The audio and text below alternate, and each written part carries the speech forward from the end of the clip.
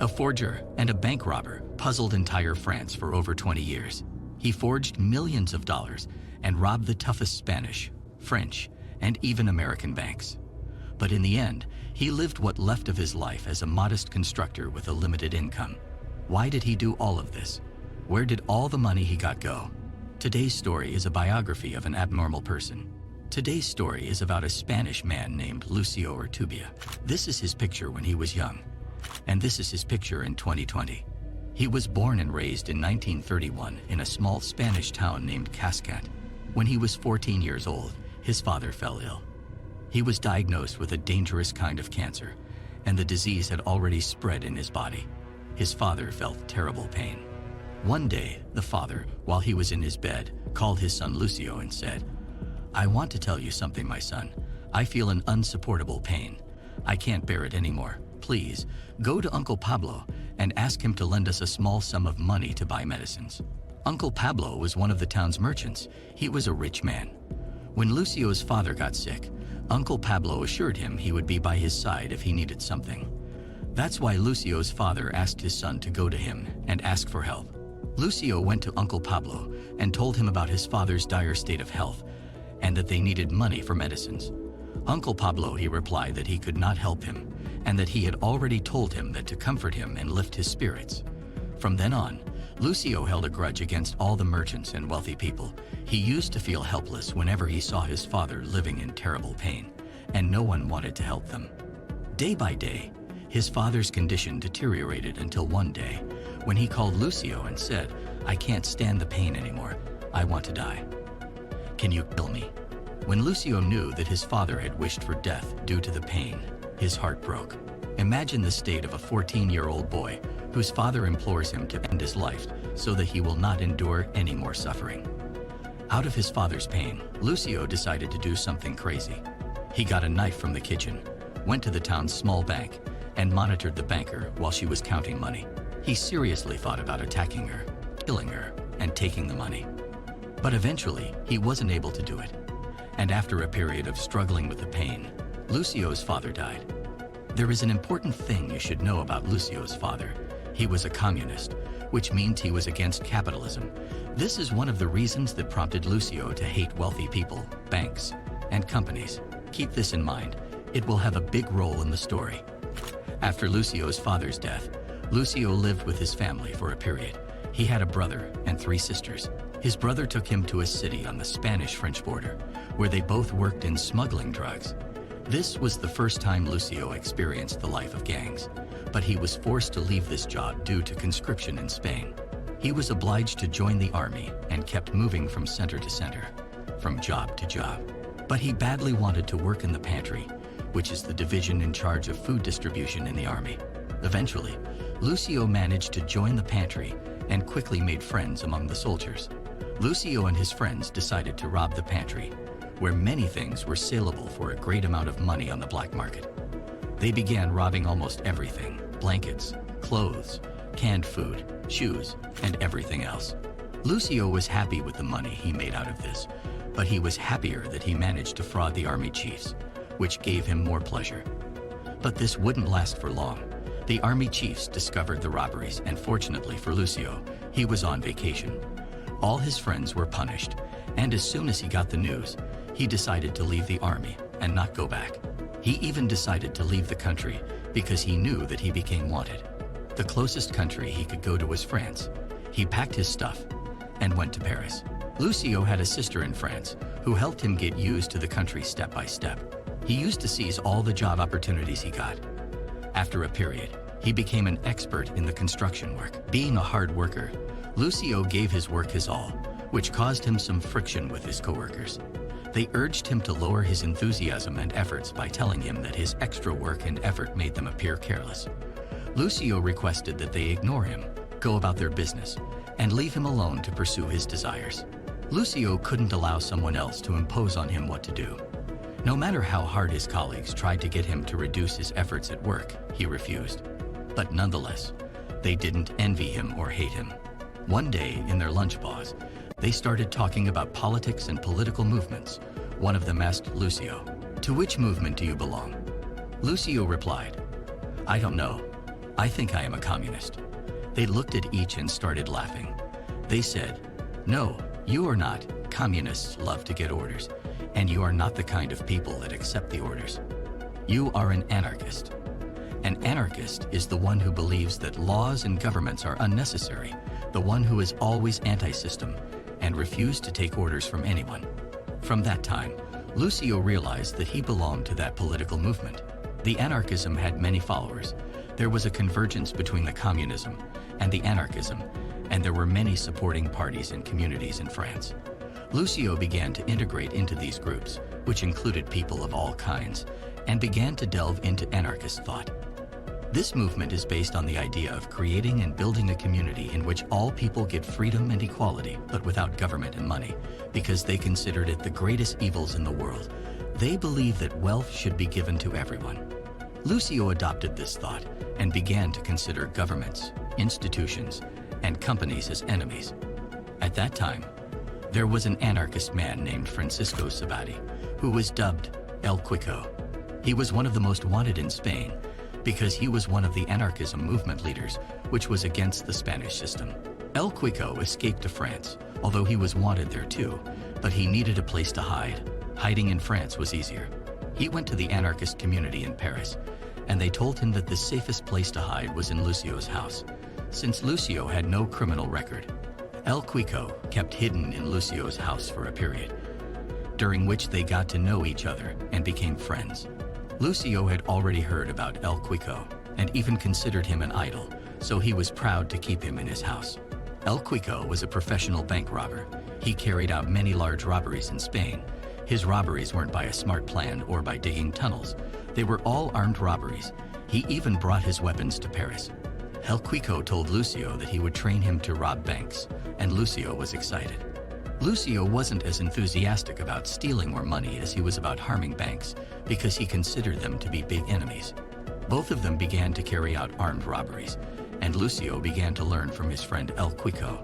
The problem was that Lucio was always stressed, especially in his first operations, to the point that he sometimes used to pick on himself. For Lucio, robbery was his way to fight the enemies. He didn't do it for love or money. He and his mentor El Quico used to divide the money into 3 portions: a portion for supporting their community, a portion for the families of their imprisoned friends, and the last portion for those who carried out the operation. Lucio and El Quico continued to rob, and during that period, El Quico became as a father for Lucio. He taught him, guided him, and even took care of him psychologically, because he knew that robberies weren't easy for Lucio.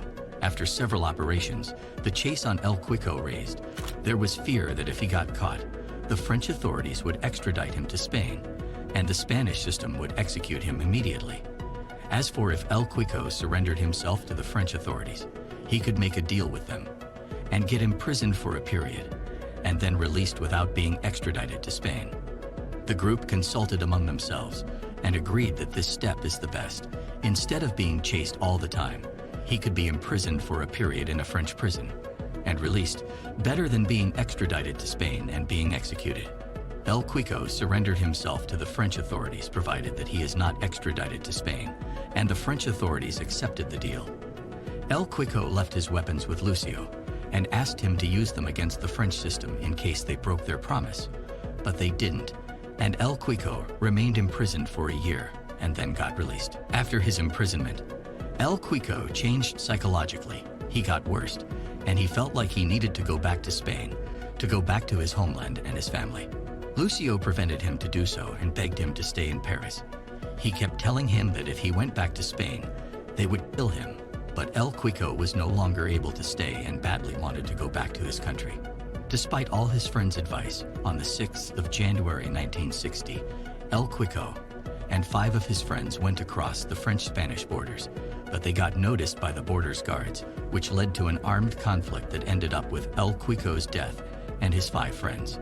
When Lucio got the news of El Quico's death, he got broken, as if he lost his father for the second time. That time, Lucio had already given up on bank robberies and even stopped thinking about them after El Quico's passing. He was focused on his job as a builder, and all his efforts were with his anarchist group to spread their thoughts. Among the problems they had at that time was the shortage of prints. They needed to print books, publications, and flyers to promote their thoughts. But unfortunately, they didn't have enough money to print on their own. And no printing presses accepted to print what they wanted to print. They went to the bank, but this time to take a loan that would help them to print on their own. The bank manager told them that it was impossible to lend them because they had neither a property nor a fixed source of income. What guarantee him that they would give the loan back? Lucio and his friends went out of the bank without getting what they wanted. Then Lucio had no other option than getting back to robberies. He didn't like this option though. He wanted to rob banks without aiming his weapons at people. But eventually, he got no alternative. He and one of his friends took the weapons left by El Quico and raided the same bank from where they asked for the loan. After the weapons threat, they got a large money. In the end, they took their loot and left the bank immediately before the police's arrival. And with the money they had, they managed to make their own printing press that served their group to spread their beliefs. They started printing their publications that called for their thoughts and beliefs, and that was their main goal of the printing press. One day, Lucio began to think that since they had their own printing press, why don't they make forgery operations that serve their case? For instance, if they managed to forge official documents or French and Spanish passports, it would greatly serve them. One day, Lucio told his friends about his idea. He told them, "What do you think about forging Spanish identities? It would be easy, and we can help many of our friends." They laughed at him and told him that Spanish ID is the toughest to be forged because the ID had 7 colors spread over complex layers. However, Lucio took it as a challenge and managed to find a man who got the skill in this field, a man with same beliefs and principles. His name is Loriani Serrata. Thanks to him, Lucio managed to start forgery operations and began to print identities, passports, and official documents, which they hand over to their friends in France and Spain. It made most of their governmental and banking transactions easier, and even crossing borders. In May 1968, France was passing through a tough period of demonstrations. And of course, Lucio and his anarchist community were supporting any demonstration and revolutionary thinking against governments and systems, so they began to use their printing press to support those demonstrations. During that period, Lucio got to know a French girl named Anne. This girl had a sense of leadership, and she was participating in the demonstrations. They fell in love with each other and ended up married, although her father wasn't completely satisfied with her choice, but he was forced to accept their marriage. Lucio hid nothing from Anne and revealed everything about him, his thoughts, and the movement he belonged to. He also told her that he is a bank robber. All this did not make her change her mind about him. On the contrary, this made her love him more. He managed to attract her intellectually and prompted her to join the anarchist community. In that period, the 60s, there was a conflict between Cuba and America. You may wonder why we are talking about Cuba and America. Just wait for it. During that period, Cuba witnessed a military revolution led by a man named Fidel Castro and his friend Che Guevara. These two men managed to gather people and lead a great revolution that overthrew the Cuban regime, after which Castro became president and Guevara became Minister of Industry and Finance. Castro, Guevara, and their party belonged to the Marxist communism theory to which America was an enemy. After the success of Castro and Guevara's revolution and became the leaders of the country, there was a strong enmity between America and Cuba, and there was constant tension as if there was a war between them. Now let's go back to Lucio and his anarchist community. Of course, their thinking and orientations were very in line with the communists, so they followed the news. They supported the Castro regime in Cuba and wanted to support it in any way possible. Lucio got the crazy idea of forging dollars, so he began working on that complicated project with the assistance of his forgery expert friend. The dollar was hard and difficult to be forged and to make a professional copy of it. Lucio and his friends kept working for a long time trying to get the printing molds. In the end, after all their efforts, they got molds of high quality, which helped them to print a copy of the dollar bill that no one could spot the difference between it and the real one unless he is an expert. They even tested it by going to the bank and changing currency. They changed the forged dollar with the French franc without any problems. The bankers didn't pay attention to whether it was real or forged. Their copy was professional. For Lucio, the main objective of forgery is to serve his case. He didn't aim to get money. Thanks to this weapon he got now, he wanted to stay by Cuba's side against America. Imagine that Lucio already had a friendship with Cubans, and he even knew the Cuban ambassador in France personally. Imagine that he went to her and told her with an enthusiastic tone that he was able to print forged dollars so that no one could notice that they were forged, and they could use this to fight the American economy. They will wreck their economy if they print millions of dollars and flood the market with them. The ambassador was surprised by Lucio's suggestion. She hadn't expected such things, but initially, she liked the idea. Then, she told Lucio, "Look, I can't decide on such things on my own, but Che Guevara would have a visit to France in the upcoming weeks, and I can arrange you an appointment with him, and it's up to you to tell him about your idea." Lucio replied, "Great, just get me the appointment, and I will talk to him." At that time, Che Guevara was the Minister of Finance in Cuba. He was always traveling, and he used to go to several countries in the Middle East and Europe. During his trip, he will pass through France.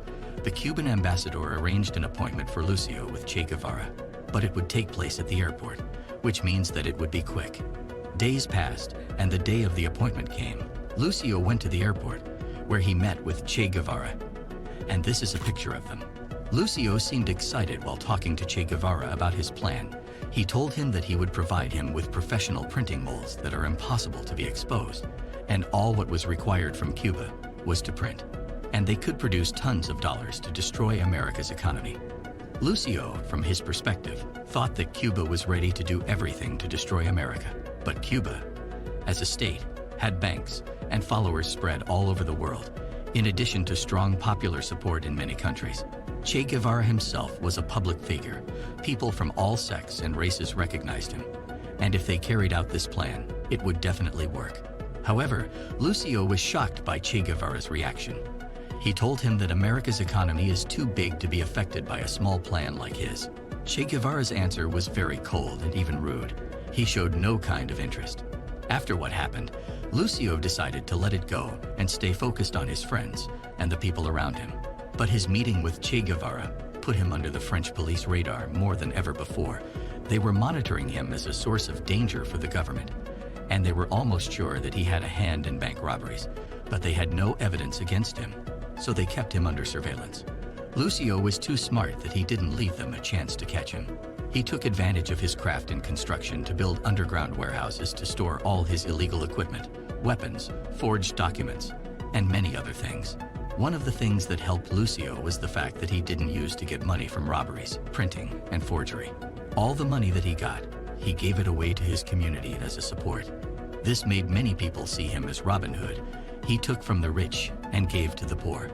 Lucio did not live a life of wealth or opulence. On the contrary, he was and still works in the construction profession, so it was difficult to prove anything against him. Years passed, and Lucio got a daughter.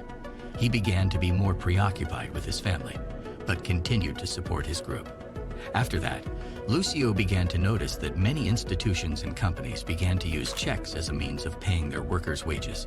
Here, when Lucio got the idea of forging checks, he suggested it to his forgery expert, who replied that this would be easier than forging passports and identities, that they used to master its forgery, therefore, they would be able to forge checks. Lucio got excited, gathered his friends, and began putting a plan to start their new project, a project to support their community and destroy their first enemy, the banks. Lucio's first victims were the Spanish banks. They started forging workers' checks. They even used to forge documents that prove that the person who withdraws the check is a worker. The banker used to give the money to that person and had no idea that the check and the documents are forged. Lucio and his community kept repeating this operation on a large scale, and this was his first blow. And he was forced to move to the next one that must be bigger and stronger. Lucio, this time, chose the hardest and fiercest enemy, the American banks. The biggest bank at the time was Citibank. It was even the biggest in the whole world. The terrible thing about targeting an American bank was that their checks could be dispersed at any bank in the world, not only in France or Spain. This bank's branches existed all over the world. Besides, Citibank checks weren't easy to be forged. It was harder than forging a dollar bill because of its security layers. This motivated Lucio and his community. They doubled their efforts and eventually managed to create printing molds that could print identical checks to Citibank's checks. Most banks used to make touristic checks. The concept was that a tourist can take that check with him to another country and could simply disperse it wherever he wanted. That kind of check was easy to get. Lucio and his community used to take touristic checks and copy their serial numbers on their forged checks. They used to print many checks with the same serial number, and these checks should be dispersed at the same time so as not to be exposed. Lucio managed to recruit many people that belonged to the same movement. There were even people from distant cities across France, Spain, and many other European countries. Lucio created a network and started distributing his forged checks.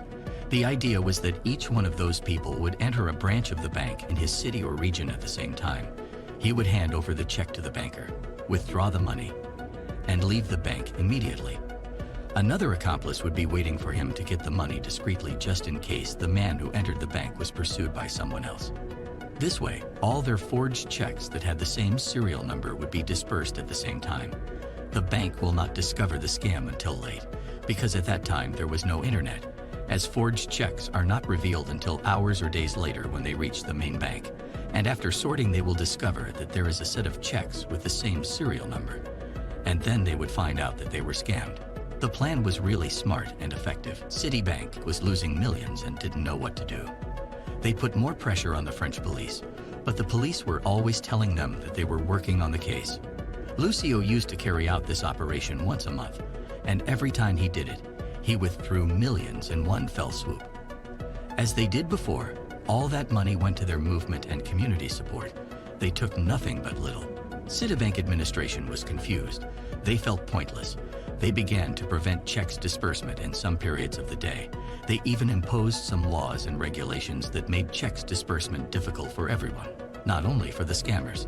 This, of course, caused a huge anger and dissatisfaction among the bank's clients. Imagine 3 years passed, and the bank and authorities still looking for the source of those forged checks.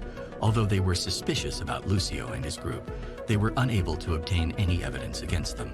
Lucio and his friends were so careful that their operation kept in secret, but in 1980, Lucio would make a huge mistake. At that time, they printed large amounts of forged checks, so they have extra checks. One of Lucio's connections, a man named Tony Sura, suggested an American man that he knew who was ready to buy those forged checks for 30% of their value, meaning that if they gave him checks that worth $3 million, he would give them $1 million cash in return. At first, Lucio had doubts about that American man. He decided to know more about him, so he started monitoring him. And he commissioned some of his men to keep an eye on him to ascertain whether he was suspicious or trustworthy. In the end, they found nothing suspicious about him, which prompted Lucio to make the deal. The American man would give them $1 million in return for forged checks of $3 million. Through the intermediary Tony, they arranged an exchange date at one of the well-known restaurants in Paris. Lucio and one of his friends sat at the outside tables of the restaurant, carrying with them a bag containing the forged checks. Lucio didn't know that the American man was an informant, and all of this was a trap made by the French authorities. In a blink of an eye, Lucio found himself surrounded by the police, and he got arrested immediately carrying a bag of forged checks that was confiscated as evidence against him. Lucio remained in prison for some weeks, and in his first trial, his lawyer managed to find a loophole. It was about how the police dealt with some of the evidences and his arrest way, and there were some mistakes in their way of presenting the case. This allowed the lawyer to make a parole request after paying the bail. Despite the strong objection presented by the bank's lawyer and his statement that Lucio might escape, but the judge sentenced to release Lucio, and the trial will resume after correcting the errors. After Lucio's release, he was shocked by the media surrounding the place. Everyone wanted to cover his case, which was annoying to Lucio, because he was really thinking of escaping. But despite all of the attention he got, Lucio managed to use a fake identity to stay undercover in Paris. He got an apartment in which he stayed without getting out, and no one knew about him except some of his friends that he trusted. He didn't want to go back to the court or prison, but at the same time, he had no idea about what he would do. What Lucio didn't know was that he was tracked by the police, and they knew about the place where he was hiding. They spied on him and took pictures of him. They even put microphones and opened his mailbox. They were spying on him to get more evidence to accuse him of bigger charges. In the end, after almost 2 months of secret surveillance, the police decided to arrest him for the second time. and a new trial has begun. Of course, Citibank's management and their lawyers wanted to make Lucio an example to everyone by imposing the most severe penalties on him. They had evidences by which they were trying to make a strong case against him. The bank thought that as soon as Lucio was caught, the forged checks would stop circulating.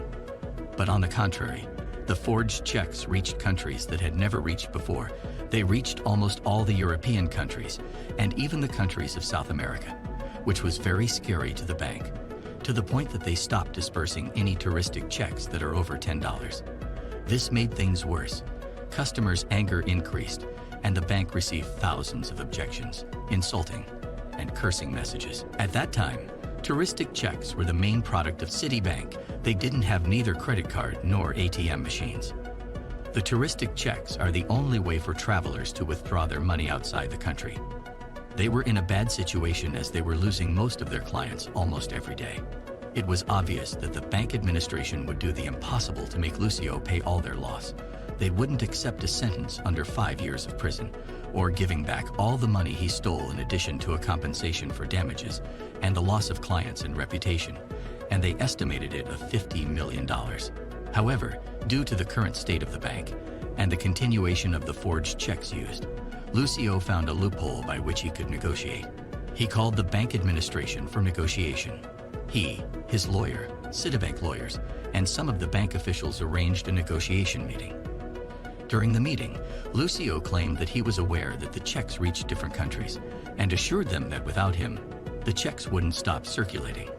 The bank managers understood that Lucio was asking for release in return for stopping the forged checks. The bank managers wondered about the guarantees. Lucio said that he first would provide them with all the printing molds he had, the printing molds that took him a long time to make just to get an identical outcome. Second, he claimed to be the one who had control over the checks distribution network, and he could stop it whenever he wanted. They asked for guarantees again. He replied that they didn't have any other option, and they should trust him. The officials were nervous at the negotiating table. Although Lucio was the prisoner, they seemed tied up. Lucio didn't stop there. He also demanded compensation. The officials were looking at him and did not believe his impudence. Finally, the officials realized that they had no better option than accepting his conditions because they would get nothing if Lucio got imprisoned. But if they accepted his demands, at least they would be able to stop the forgery. When the negotiations were over, they agreed that Lucio's lawyer would be in charge of handing over the printing molds and receiving the money that Lucio asked for. The amount of the money wasn't revealed, but depending on Lucio, it was a large amount of money. The exchange will take place in a hotel room that they had previously agreed upon. Then the lawyer met with bank officials and handed them over the molds bag. In return, they gave him the money bag. Every party checked his bag's content, and each one went in a certain direction. Lucio kept his promise, got rid of all the forged checks that remained with him, asked all his friends to stop the distribution, and announced the end of the printing process. Afterward, Lucio and his friends founded a company and started working legally, but he didn't give up on supporting his community and kept attending its activities. He continued his life in France, and over the years, he founded different companies with his friends. He lived a long life until his death at the age of 91. In 2020, a truly wondrous story from which one can learn what it means to believe in principles.